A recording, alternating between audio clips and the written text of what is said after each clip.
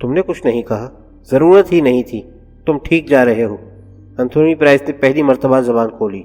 تو پھر نکلو، دیر ہو رہی ہے۔ دونوں ہم قدم باہر نکلے۔ دھیمے لہجے میں گفتگو جاری تھی۔ وہ وقت آنے والا ہے جب ملک چلانے والے سیاستدان ہمیں کباڑ سمجھیں گے، ہماری ضرورت کم ہوتی جائے گی۔ جب لیبز کے اندر انتھریکس، ایبولا، کانگو اور دیگر وائرس اسٹاک کیے جائیں گے، رچرڈسن نے کہا۔ پرانی خبر ہے رچرڈ، پرائس نے تبصرہ کیا۔ ہم اور روسی معاہدہ کر چکے ہیں، ہر چیز اوپن ہے، کیمیکل اور بائیو ویپن، ڈیلیوری سسٹم تک کی نگرانی ہوتی ہے۔ سیاستداں کیا کریں گے؟ ان کے نزدیک حیاتیاتی ہتھیاروں کا گھوڑا مردہ حالت میں ہے۔ جب تک ان پر بے خبری میں حملہ نہیں ہوتا وہ شور نہیں مچائیں گے۔ حملے کے بعد انہیں یاد آئے گا کہ ان کے حیاتیاتی ہتھیار کہاں ہیں، رچرڈسن بولا۔ پھر وہ تمہاری طرف دوڑیں گے اور تم بتاؤ کہ کیسا رہے گا، پرائس نے کہا۔ بوڑھے ڈاکٹر بائر سے ذرا مدد لینی پڑے گی، وہ بھی خوب کام کا آدمی ہے، رچرڈسن نے اعتراف کیا۔ دونوں جیٹ رینجرز ہیلی کاپٹر کے قریب پہنچ چکے تھے۔ ہماری ضروریات ختم یا کم نہیں ہو سکتی، پرائس نے نکتہ رسی کا مظاہرہ کیا۔ سوویت یونین 10 سال افغانستان جیسے کمزور ملک میں سر پھوڑتا رہا، لیکن نیوکلیئر ویپن استعمال نہ کر سکا اور تحلیل ہو گیا۔ ایٹم رکھا جاتا ہے، استعمال نہیں کیا جاتا۔ اسی طرح بائیو ویپن بھی استعمال نہیں ہوتا۔ بہرحال مستقل اندھیروں میں ہیں۔ کارل بائر کے ساتھ مل کر ہم جو کرنے جا رہے ہیں اس کے بعد ہماری اہمیت اور بڑھ جائے گی۔ ایسا بھی نہیں ہے، رچرڈسن نے تصحیح کی۔ کیمیائی اور حیاتیاتی ہتھیار خفیہ طور پر چھوٹے پیمانے پر استعمال ہوتے آئے ہیں، لیکن اب وہ ہوگا جو تاریخ میں کبھی نہیں ہوا۔ یہ کہتے وقت پرائس کی تاثرات غیر انسانی نظر آئی۔ رچرڈسن نے اسے روک لیا۔ وینس میں جو کچھ ہوا کیا کرنا ہے؟ کچھ نہیں کرنا، سب ٹھیک ہو گیا۔ تھوڑا بہت غیر متوقع رہا، لیکن کہیں کہیں تو ایسا ہوگا۔ ہمارا منصوبہ بے داغ ہے اور ہر امکان کا احاطہ کرتا ہے، پرائس نے اطمینان سے کہا اور ہیلی کاپٹر میں داخل ہو گیا۔ چند منٹ بعد ہیلی کاپٹر جزائر ہوائی کے کونا آئی لینڈ کی طرف جا رہا تھا۔ ان کی منزل وہاں موجود فورٹ ہاورڈ تھی۔ سمندر اور ٹھوس لاوے کے درمیان فورٹ ہاورڈ نے کئی ہزار ایکڑ اراضی گھیری ہوئی تھی۔ یہ علاقہ چند برس قبل آرمی میڈیکل ریسرچ کے لیے مختص تھا۔ کئی برس پہلے ہوائی کے حریص سینیٹر کی مدد سے رچرڈسن نے فورٹ ہاورڈ کو نجی شعبے میں لے جانے کے لیے جال بچھایا۔ سینیٹر نے کانگریس میں اثر و رسوخ استعمال کیا۔ ان عوامل کے ساتھ دیو ہیکر بائیو کیمیکل فرم بیورز زیویٹ کی AG کی بھاری بھرکم آفر نے بھی کام کیا اور ریسرچ سینٹر اوہایو منتقل ہو گیا۔ سینیٹر کے سیف ڈپازٹ باکس میں بیورز زیویٹ کے 200,000 شیئر محفوظ ہو گئے۔ فرم کا ہیڈ کوارٹر زیورچ میں تھا، جس کا سربراہ ڈاکٹر کارل بائر تھا۔ فورٹ ہاورڈ اب بیورز زیویٹ AG کی ملکیت تھا۔ بعد ازاں وہاں مستقبل کے منصوبے کی ضرورت کے مطابق تعمیراتی ترامیم و اضافے کیے گئے۔ اب وہاں جو فورٹ نظر آ رہا تھا وہ مطابق اصل تھا۔ در حقیقت اصلی فورٹ سطح زمین سے 3 منزل نیچے تھا۔ 100 سال سے اوپر ہو گئے جب کارل بائر کے پردادا نے بیورز زیویٹ کی بنیاد رکھی تھی۔ فرم نے آغاز سے ہی ترقی کا سفر برقرار رکھا۔ ترقی کی رفتار بڑھتی گئی۔ اس کے سائنسدانوں اور تحقیق کنندگان کی محنت سے فرم کی ادویات دنیا بھر میں پھیل گئیں۔ اس کی بعض ادویات نے انسانی بنیادوں پر متعدد بین الاقوامی ایوارڈ حاصل کیے۔ تیسری دنیا میں فرم نے طب و صحت کے شعبے میں بڑا کام کیا۔ تاہم ان سب کے باوجود فرم کا ایک تاریخ رخ بھی تھا جو کبھی منظر عام پر نہیں آیا۔ پہلی جنگ عظیم کے دوران بیورز زیویٹ نے مسٹرڈ گیس کی بدلی ہوئی شکل متعارف کرائی۔ گیس کی ہلاکت خیزی دھیرے دھیرے اثر انداز ہوتی تھی۔ یہ اتحادی افواج میں ہزاروں ہلاکتوں کا سبب بنی۔ 20ویں صدی کے نصف آخر میں کارل بائر کا عمل دخل فرم میں بڑھنے لگا۔ اس نے فارماسیوٹیکل سے ہٹ کر دائرہ کار بائیو کیمیکل ویپن تک پھیلا دیا۔ بائر کی حرکت پذیری اور چال بازیوں کی الگ کہانی ہے۔ بیورز زیویٹ AG مالیاتی جن میں تبدیل ہو چکی تھی۔ بائر کی پیش بینی نے کمیونزم کا انہدام اور امریکہ کی بالادستی تاڑ لی تھی۔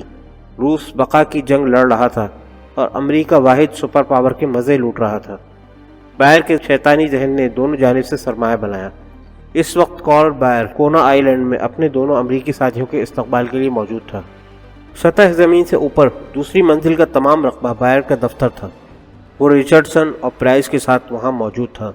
ان کے ملاپ کو 5 برس ہو چکے تھے۔ پھل پکنے کے قریب تھا، اسے کاٹنے کا وقت بھی قریب آ رہا تھا۔ آج کا موضوع اسمتھ، پیٹر، ڈونکو اور اسمال پاکس تھا۔ بائر نے پہلے دونوں کو خوشخبری سنائی کہ چند روز میں اسمال پاکس پہنچ جائے گی۔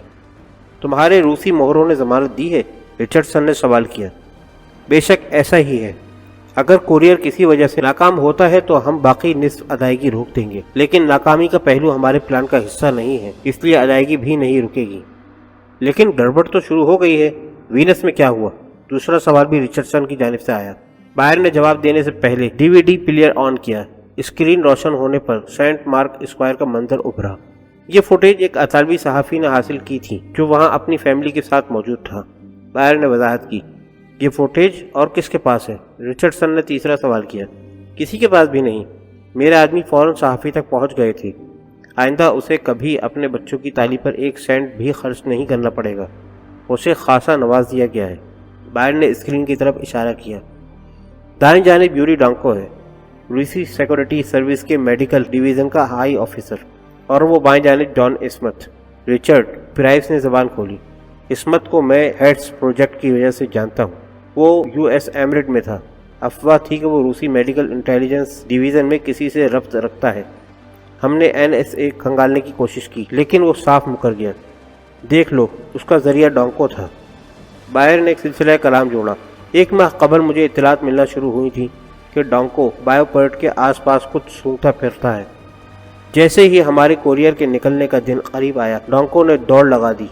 عجلت میں وہ ایک آدھ جگہ غلطی کر گیا اور ہمارے روسی ذرائع نے ہم تک خبر پہنچا دی اور تم نے اسے ٹھکانے لگانے کا فیصلہ کیا۔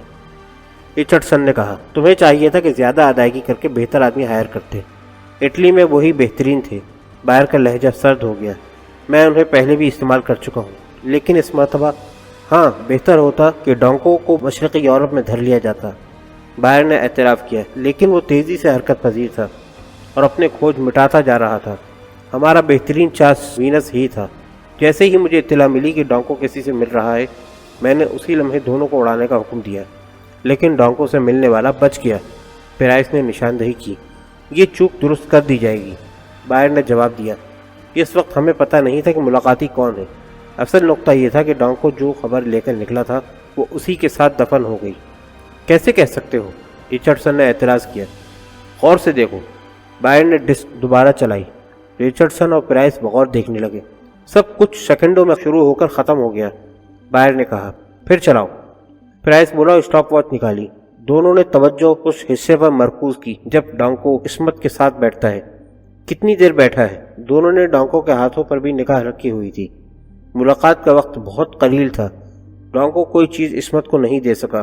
ٹھیک کہتے ہو، پرائس بولا۔ ڈانکو آیا، بیٹھا، چند جملے کہے اور ختم۔ رچرڈسن بھی مطمئن دکھائی دیا۔ سب ٹھیک معلوم ہوتا ہے، لیکن کیا اسمتھ اپنا خیمہ لپیٹ کر غائب ہو جائے گا؟ رچرڈسن نے کچھ دیر بعد کہا، کون جانتا ہے کہ روسی ملٹری میں اس کے کتنے رابطے ہیں۔ مجھے احساس تھا، میں نے اسمتھ کو ہلکا نہیں لیا، اسی لیے تم لوگوں کو یہاں بلایا ہے۔ کیا مشورہ ہے؟ بائر نے مشاورت کا عندیہ دے دیا۔ ریموٹ کنٹرول پرائس کے ہاتھ میں تھا۔ اس کی توجہ اسکرین سے نہیں ہٹی تھی۔ ایک فریم اس نے منجمد کر دیا۔ آشنا سا لگتا ہے، کون ہے؟ وہ بڑبڑایا۔ میرے ذرائع کے مطابق اس نے اپنا تعارف اٹالین ڈاکٹر کے طور پر کرایا تھا، بائر نے جواب دیا۔ پولیس نے اس کا انٹرویو لیا تھا؟ نہیں، وہ بھیڑ میں غائب ہو گیا تھا۔ کیا مسئلہ ہے؟ رچرڈسن نے پرائس کی طرف دیکھا۔ پرائس نے منہ کھولا ہی تھا کہ اس کا سیل فون بول اٹھا۔ ہیلو ڈیونٹی، تم نے صحیح وقت پر کال کی ہے۔ چند سوالات ہیں۔ جائے واردات پر لاش کے ساتھ دوسرا آدمی کون تھا؟ ڈیونٹی کی طرف سے جواب آیا۔ تم نے کہا تھا کہ اگر کوئی روکو برادرز کی ٹوہ لینے کی کوشش کرے تو میں…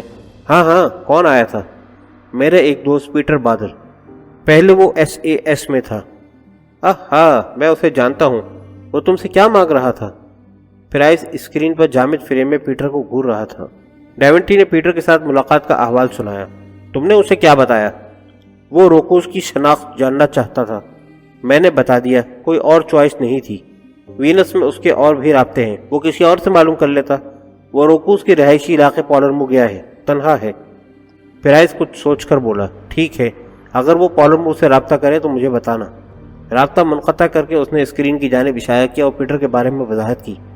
یعنی وہ اسمتھ کے ساتھ تھا، لیکن کیوں؟ بائر نے سوال کیا۔ اسمتھ احمق نہیں ہے کہ ڈانکو سے ملنے تنہا نکل جاتا۔ پیٹر اسے کور کر رہا تھا۔ بائر کے سوال کا جواب رچرڈسن نے دیا اور پھر ڈیونٹی کی شان میں ایک گالی ایجاد کی۔ کیا ہم اس پر بھروسہ کر سکتے ہیں؟ ہمارے بغیر اس کا دیوالیہ نکل جائے گا۔ ہماری ادائیگیوں کی وجہ سے وہ دیوالیہ ہونے سے بچا ہوا ہے۔ ویسے اس کا کہنا بھی ٹھیک ہے۔ پرائس نے ڈیونٹی کی حمایت کی۔ مطلب پیٹر کا بندوبست کرنا پڑے گا، بائر نے استفسار کیا۔ بالکل، رچرڈسن بولا، تاہم پالرمو ایک خطرناک جگہ ہے، پیٹر جیسے آدمی کے لیے بھی۔ جان اسمتھ ہیوسٹن سے اینڈریوز پہنچا، وہاں سے بدریہ کار اپنے گھر روانہ ہوا۔ شاور لینے کے بعد لباس تبدیل کیا، پھر کار سینٹر کال کی۔ کچھ دیر بعد وہ پوری تیاری کے ساتھ ایئرپورٹ کی جانب رواں دواں تھا۔ خفیہ لائن پر اشارہ ملا۔ جان، کلین بول رہا ہوں، کہاں ہو؟ سر، 3 گھنٹے میں ماسکو کے لیے ڈیلٹا کے ساتھ پرواز کر جاؤں گا۔ گڈ، میں نے پریزیڈنٹ سے بات کر لی ہے، وہاں سے کوورٹ 1 کے لیے گرین سگنل ہے، ساتھ ہی تیز حرکت کی ہدایت ہے۔ سمجھ گیا سر، میں ہر 12 گھنٹے بعد رپورٹ کروں گا۔ اوکے، گڈ لک جان۔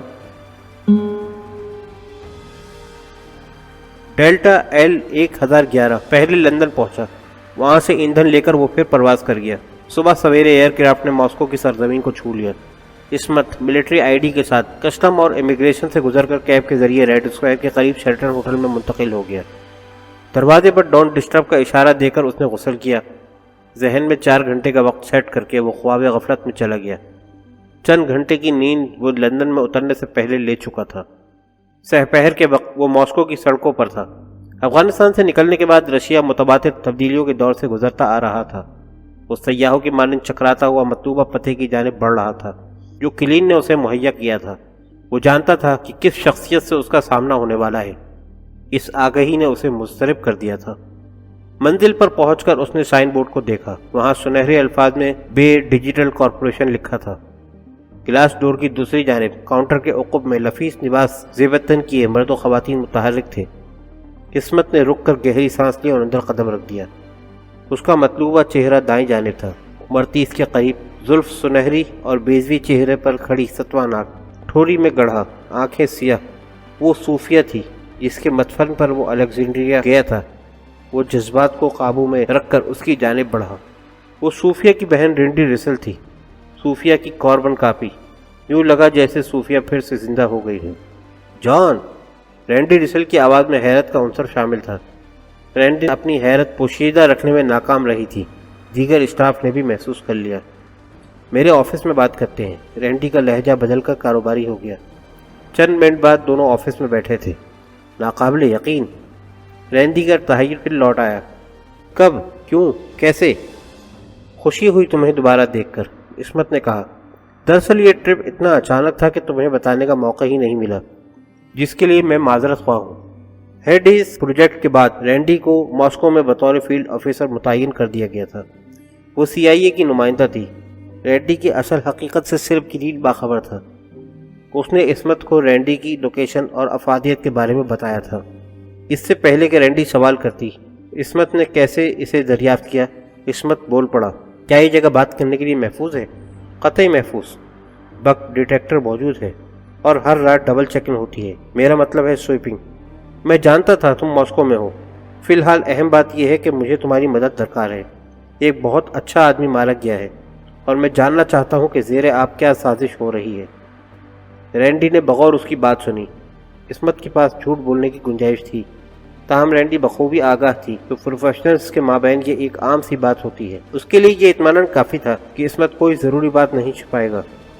جان، میں سن رہی ہوں۔ اسمتھ نے وینس میں قتل و غارت گری کی تقریباً پوری داستان سنا ڈالی۔ کیا تمہیں یقین ہے کہ قاتل تمہارے پیچھے نہیں تھے؟ اگر میں پرائمری ٹارگٹ ہوتا تو قبر میں ہوتا۔ ڈاکو کو ختم کرنے کے بعد ہی وہ میری طرف متوجہ ہوئے تھے۔ بہرحال تم بال بچے، مائی گاڈ! لیکن تم غیر مسلح حالت میں ان کی تعاقب میں کیوں گئے؟ اسمتھ نے شانے اچکائے۔ رینڈی نے گہری سانس لی۔ کیا چاہتے ہو؟ ڈانکو کی موت کا بدلہ یا پھر بایو پرٹ تک رسائی؟ یوری ڈانکو کے پاس کوئی خفیہ اطلاع اور خطرناک بات تھی جسے ہم تک پہنچانے کے لیے اس نے اپنی جان قربان کر دی۔ اگر میں نے حقیقت دریافت کر لی تو ڈانکو کے اصل قاتلوں تک پہنچ جاؤں گا۔ وہ جو بھی ہیں ان کا تعلق بایو پرٹ سے بنتا ہے، اسمتھ نے وضاحت کی۔ میں تمہاری کیا مدد کر سکتی ہوں؟ رشیا میں بالائی سطح پر تمہارے بہترین تعلقات جن پر تمہیں بھروسہ ہو۔ رینڈی کچھ دیر اپنے ناخنوں کو گھورتی رہی، پھر گویا ہوئی۔ اولیگ کیروف، رشین فیڈرل سیکورٹی سروس کا میجر جنرل۔ وہ ایک عملی آدمی ہے، قابل بھروسہ اور محب وطن۔ اس کی نمبر 2 کا نام لارا ٹیلون ہے، وہ بھی برائٹ ہے۔ فیلڈ میں خاصی کارآمد، لیکن ہے فتنہ گر۔ فتنہ گر؟ کیا مطلب؟ عصمت نے سوال کیا۔ ملو گے تو پتہ چل جائے گا، رینڈی ہولے سے مسکرائی۔